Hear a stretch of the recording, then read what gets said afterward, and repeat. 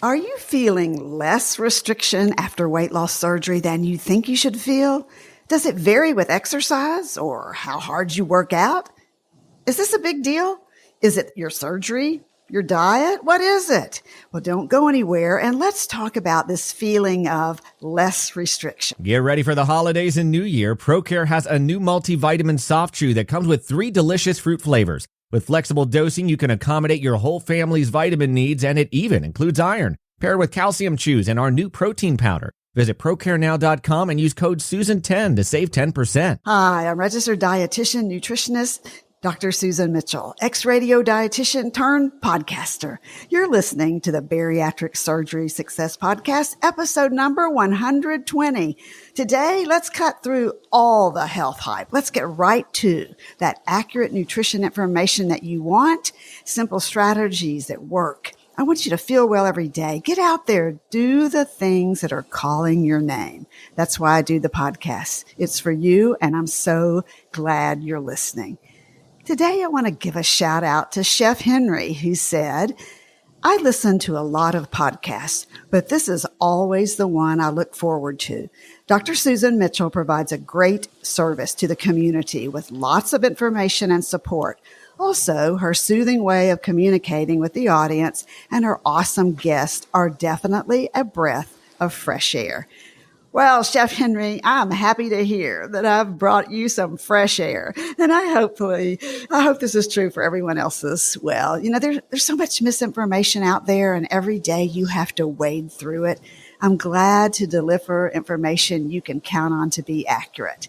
And speaking of accurate and information, joining me today are your go-to bariatric dietitians, Isabel and Gail. Isabel Maples is a bariatric coordinator at UVA Health in Haymarket, Virginia. Gail Smith is the bariatric dietitian at the Weight Loss and Bariatric Surgery Institute in Orlando, Florida. You can find both Isabel's and Gail's contact information in the show notes. Hello, Isabel. Hello, Gail. Hey, hi. Susan. Great to be here. Well, you know, the Facebook group, you guys are in there a lot as well. It's really supportive of each other, and there is so much discussion.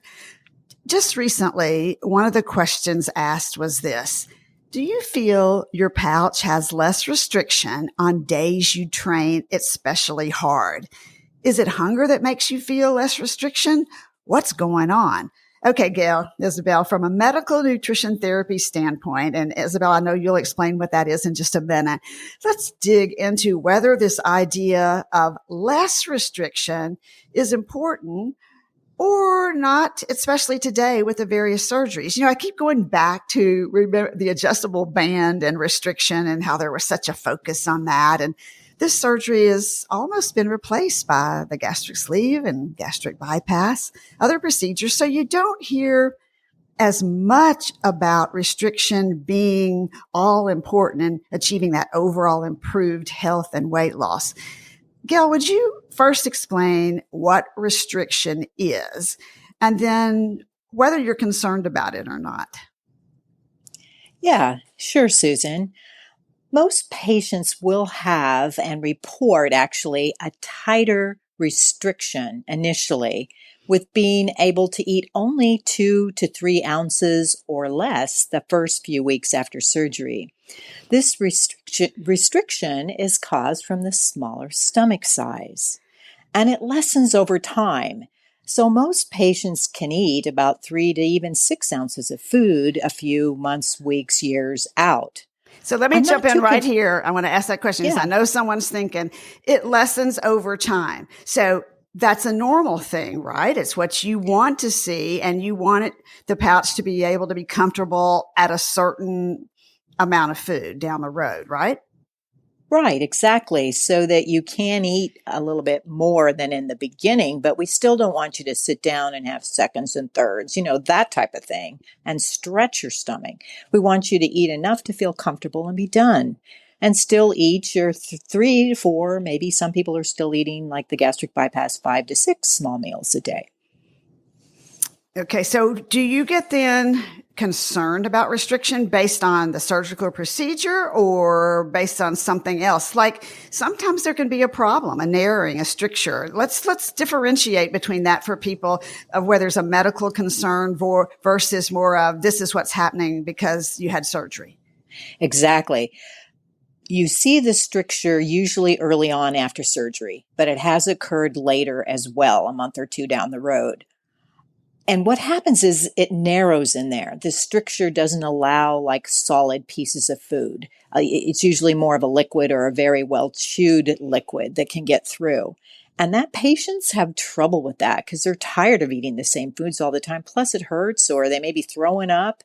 So they come back to us and we do a procedure to try to widen that or further surgery if necessary. So the biggest concern though, as time passes and they don't have that stricture, but perhaps they have the normal stomach that's smaller now, the biggest concern as time passes is that patients start to eat more food and therefore more calories. And maybe it's more of the wrong types of higher calorie, fried or sugary foods, especially, Susan, if they're not exercising to burn those extra food calories. You know, I'm thinking about something Isabella said many times on the podcast, and that is that this initial period after surgery is such a good time to either reinforce positive habits or to learn new habits with nutrition so that as the time passes, you don't go back or you have less chance of going back to these high calorie, fried, sugary foods that get you in trouble. Yes, that is one of my favorite topics, and I feel like I say it so much. I'm almost, like a broken record. That I remember, right? No. Yeah. So let me talk about that. I mean, I really do want my patients to take advantage of that low hunger level after surgery, not just to lose the weight initially, but also to be able to figure out where's my stopping point? How much do I need to eat to be comfortable physically and psychologically? And does that amount change when my energy needs change, just like the support group question about somebody doing a more intense exercise regime and how do they fuel that? So I can talk more about that, but to me, the real main reasons that, the ways to figure out how much to eat are either calories, portion sizes, and fullness. And I have several reasons why I like to focus on the fullness first. And part of it is because that's the one I feel like patients aren't as good at.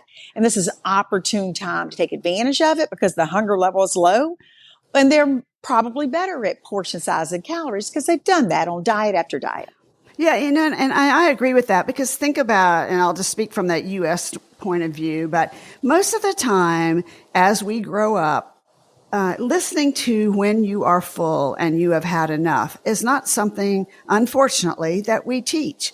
It's more, to me, we are a society of hurry up and eat. I've got to be somewhere else. That's the next patient. It's the next this, my next class, my next whatever it happens to be. Or I'm watching a show and I'm eating mindlessly, not listening to those cues. So I want to tie in, Isabel, before I move forward. I'm thinking about the difference, and it helps people to know, I think, from medical nutrition therapy, which is what we as dietitians practice, versus sometimes the general education. So from a medical nutrition therapy, which you might want to explain, what is it you want someone to know about that feeling of less restriction?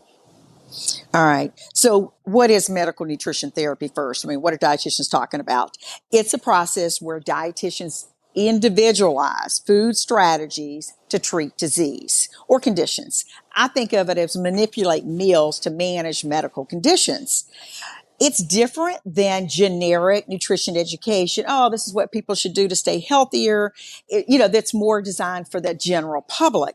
This is specific to how do you treat heart disease? How do you treat somebody going through cancer therapy? How do you treat, in this case, obesity and weight related conditions? And so, right. So and the reason that I wanted you to bring that up and to explain that is that I think so many times, we have an idea that if you did it, it should be the same for me, that we're all the same and that, okay, if it worked for you, it'll work for me. And what we know from practicing medical nutrition therapy for years is that it isn't that way, that you're not just a one size fits all, that we are very much individualized. And that's why I like to dig into these questions more so that you guys listening, you're going, oh, that makes sense for me. That might not be me. Well, this might be me, but it's very individual. So go ahead with what you were saying about your science behind your suggestions and those feelings of restriction. Yeah. So medical nutrition therapy is not based on like food traditions. It's not based on food trends. It really is, what does the science say? What are dietitians doing to translate all that scientific evidence into meals and snacks and beverages that we're going to eat and drink every day? And in order to manage that medical condition, and that's really what I'm saying, is there's science behind our suggestions. Right. And especially tied to obesity and these procedures of bariatric surgery. And so let me go back to those feelings of restriction, because I didn't answer that. Yes, so please. A big part of the reason that weight loss surgery works is the restriction. And it comes from both the stomach physically being smaller, like Gail was saying, but also the hormonal changes that lower the hunger hormones, that increase the fullness hormones, and it allows for weight loss. But the challenge is that the restriction can also be an obstacle to good nutrition, particularly if there's also strictures and stuff like that. But just even for anybody, that challenge is, how do you eat enough but not too much? So in other words, the restriction could be a plus and a minus. And luckily, that's where dietitians come in to help. That's what we do to help patients implement some changes in what, when, and where eating and drinking occurs to better manage the healing process initially, the restriction, and the potential for not getting enough vitamins, minerals, and other nutrition, and of course, for comfort. And especially because we know, that with time, the brain, the interaction with the gut, and those hormones do change, and the hormone levels do change again. So you really have to, or want to, the desirable thing is get in place from the very beginning these very positive eating habits and understanding what is happening to the body and why, so that it goes on to be a long-term success. And Gail, that kind of ties into where I want to go. There's so much more at play here after surgery than just restriction. There's a lot that plays into restriction. And many people, I'm sure, have heard the word body weight set point or the set point theory, which you can explain in a second. But I can remember over the years where we've always thought that the body wants to return to its original set point. And in many cases, that's true. But there's some new research out that's saying, you know what, that just might not be the case after surgery. So would you explain what set point is and what some of the new research is indicating, and then how this would affect all of our clients and patients? Sure, Susan. The set point is really kind of interesting. It still is kind of a theory, though. But its theory is that your body, in simple terms, your body has this point of weight that it likes you at the best. And how that's affected by hormones, your genetics, the environment, it's still pretty strong. And they all work together to pull you back to that. So a lot of the patients that are probably listening today have been on diets, used medications or not medications, and exercise, and they can lose all this weight. But slowly over time, whether it's a week, a month, or year, they get back to that same old weight that they usually are at, plus 10 pounds or more or less. So now there is some research that has been ongoing with effects on how the set point might be altered with bariatric surgery. So studies have been done already in rodents, small animals, there is currently some human data that's being collected on how the reduction of your appetite from hormones can be affecting that set point and changing it actually to a lower level. But the mechanisms for all this are to be continued, more research needed, and really kind of unknown. But the neat part about that, let's say that that data does prove to be true, that the set point is altered by surgery.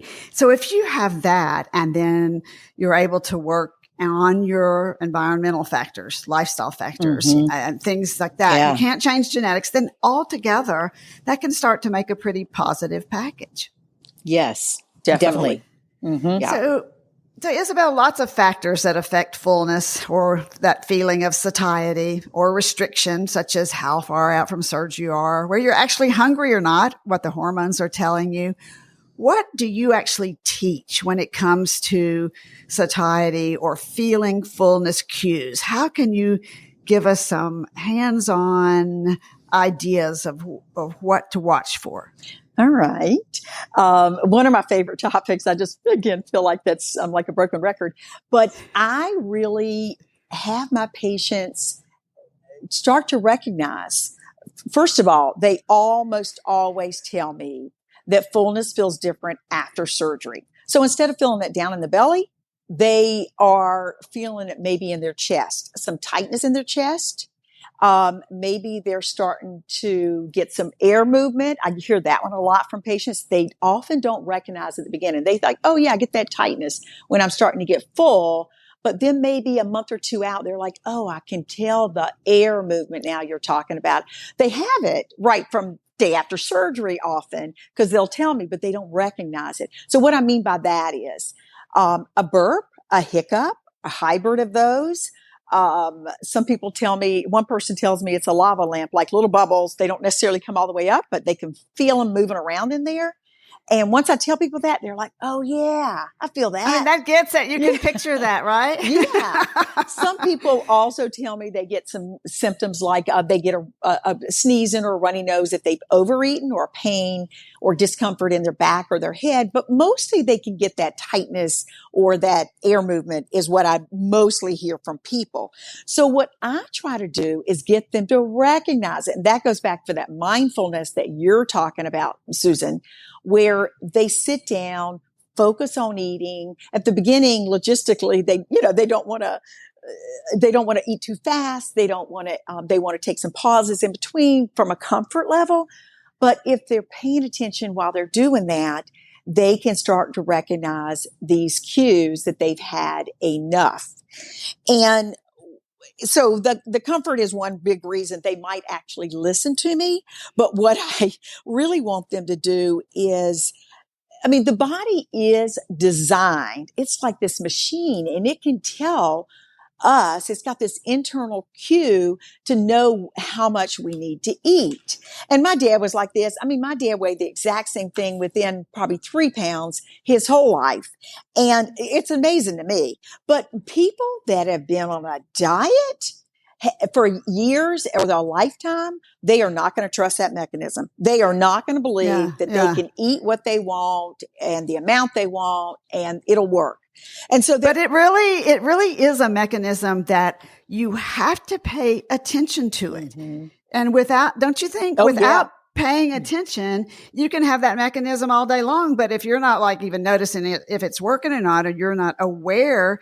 And I think in life now, you have to make a decision pretty much every day. I mean, whether you've had surgery or not. So I'm just kind of giving it across the board here. You have to really think about, okay, it's time for a meal. Am I going to sit at the table? Is the TV going to be on? Am I reading a book? Am I looking at a device? You know, what is going on here? Because all these different things can distract or detract from you being aware, don't you think? And I do know that, your body, not only yes, definitely, but not only are you maybe not trusting your body to do this, but also your body may not be trusting you, because guess what? You've ignored hunger time after time when your body says it's time to eat because you're on a diet, or you've overeaten because you've been on that diet and now you're ready to get off of it and you eat all those foods you're missing. Or maybe it's a way of coping with life, or maybe you're not getting enough sleep. So you tend to eat more. Sure. Oh, absolutely. You do. Especially carbs. Yes. Or sometimes it's numbing, uncomfortable feelings. And that's another reason that people like to just sit down and just mindlessly eat, because Right. what they're trying to do is numb uncomfortable feelings sometimes. So what do you say to someone who says, but Isabel, if I've never really paid attention to those cues and I don't know them now and I don't know when I'm full, can I really learn that now after surgery? You can. And if you don't get it right, your body's going to scream at you and scream. And that's where that discomfort comes in. So if they start to recognize, well, I'm just having all this reflux, I'm having all this discomfort. And sometimes they'll come back to me and I'm like, hey, stop. Sometimes it is stricture and something physical like that, but sometimes it's just, it's a different system. So it's harder to learn. So sometimes it really is that the person is overeating without meaning to. I have so many people that tell me. Yeah, absolutely. Without meaning to. And because think of the portions when you're eating out that you're served. You're served portions for 5 or 6 people, right? So let's just say then you don't have those cues yet, or they're just not as sharp as that you want them to be. You really, in the beginning then, want to pay attention to portion sizes and calories, either or both, until they become such habit while you're working on learning that fullness, right? Then you have the benefit of all 3 of those things working in your favor. And I have a lot of my patients that say they'll do that and they'll say, I'll measure my food out, put it on my plate. And there's always, one of my patients just laughs. She said, there's always 1, 2, 3, or 4 bites left. And I think, it's 4 bites. I have another patient that says, I hate to waste it. It's not enough to save. But my patients time after time say it is not worth it. When I hit that fullness cue and I get that burp or that hiccup. I think one of the benefits of calories, counting calories in the beginning, macros, if you prefer that, portion sizes, is that there's going to come a time in life when you are back out there, you're with friends, family, food's being served, and you don't want to pull out the scales, the measuring cups, these kinds of things. But if you've trained yourself, your eyeballs know, and you can recognize how much it is that you're supposed to be eating. And then your fullness cues, like what you were just saying, Isabel, will tell you when to stop. Exactly. And I will tell you, this works best also within some discipline. And that's why my big broken record is also structuring meals. And whether it is, like Gail said, it meals and snacks, but not grazing, not skipping meals, but having regularly scheduled meals. So all of a sudden, in between meals, especially as you get further out, you're thinking, I think I feel like a little something, or I'm going to grab a handful of this. Well, that grazing, what you do instead of doing it is saying, I can have that food if I want, but I'm going to wait until my next meal, because that's how you get into the grazing instead of really listening to your body. Right. And then you get into slider foods and it becomes an ugly picture. Okay. So Gail, now I want to get even more specific. I want to go back to the question about feeling less restriction on days when someone is training or working out especially hard. Nutrition for bariatric surgery is just like nutrition for other medical situations, in that one size doesn't fit all. We just said that. In other words, we all have individual needs, and nutrition therapy is very specific based on the research for what you're treating. Hard workouts definitely kick up hunger, which is going to kick up the needs for more calories, macros, depending on what you need. Let's talk about some guidelines. How do you, because it's really a blend here, right, of a sports dietitian and a bariatric dietitian. And the sports dietitians know all the macros and where people need to be eating, but may not necessarily be aware of all the little ins and outs of bariatric surgery. So how do you pull that information in, Gail, to individualize when people want to work out hard and train hard as they've moved forward and they're ready to do that? Susan, this is a growing area, just totally a growing field of nutrition. And I think we do have to work together and individualize each patient's needs to what sport they're in, how active it's going to be, how, rigorous it is. I love to talk to other sports trainers, sports dietitians, just to find out, where they're at with this. And we really need more research in this area. And usually the patient really cannot start working out hard until they're a few months out from surgery. and still should take it really quite slow in the beginning, just to make sure that they are eating the right things, the right amounts at the right times. And they do come back to me. I have lots of conversations with patients. They send me all kinds of stuff, different beverages that their trainers want them to use. And the trainers, you're right, some of them know a little bit more about bariatrics now because of all of our patients. But it's still crazy because some of your gastric bypass patients can't have all that sugar, right? And they're on a lot of high sugar things to get that carbohydrate they need. So we're working through all that stuff. We're trying to add the extra calories more in the protein and the complex carbohydrate choices, which are best. But it does depend on whether they're a marathoner or a 5K or a 10K person. And it depends whether it's swimming or it's biking. I mean, we're all over the place. So we're learning more, and usually the 4,000 calories may not be achievable. It may be more like 2,000 or 1,400 to 1,600 2 years out. And it just really depends on their height, weight, age, size too. So we will individualize it. We'll be strong on the protein. We'll be strong on the carbs, just like the 40-20% of your total calories for the macros, the protein, the carbs, and then a little less on the fat, but you still need the fat too. But we won't get into a lot of the details here unless, Isabel, you want to add a little bit more on this. Well, yeah, what I'd like you both. So let's just use the example then of somebody who has moved from regular workouts, okay, it's a swim here, a walk there, here, that, and the other, but they're doing intense exercise that lasts more than an hour, maybe an hour and a half, maybe two. Let's talk a little bit about refueling after, maybe even fueling before. And either one of you can take this, both of you.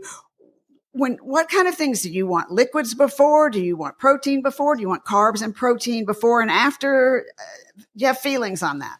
And again, I do know this. Let me just say, it is going to be very different depending on the workout, on what it is that you're doing, the sport that you are doing. It really is. And bottom line is the timing of meals and snacks often needs to be adjusted to the workout.